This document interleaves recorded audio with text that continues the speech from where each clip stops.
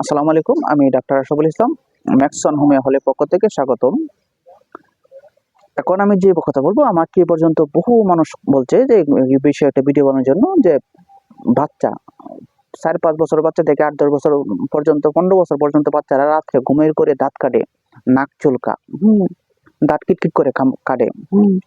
যে পাশে যদি কেউ ঘুমিয়ে থাকে তাহলে সে বুঝতে পারে যে প্রচুর পরিমাণে কটকট করছে দাঁতে।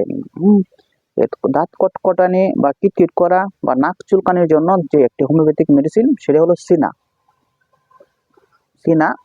30 পাওয়ার 2 থেকে 3 ফোঁটা ওষুধ দিনে 2 থেকে 3 বার খাবারে আধা ঘন্টা আগে খাওয়াবেন। খাওয়ালে কৃমির সমস্যা এবং নাক চুলকানি, দাঁত কটকট করা এবং দাঁত কাটা সমস্যার সমাধান হয়ে যাবে।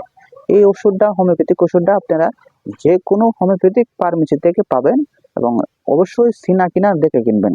সিনা অল্প পরিমাণ কিনে 2 থেকে 3 ফোঁটা ওষুধ 1 মাস খাওয়াবেন, তাহলে সমস্যার সমাধান হয়ে যাবে।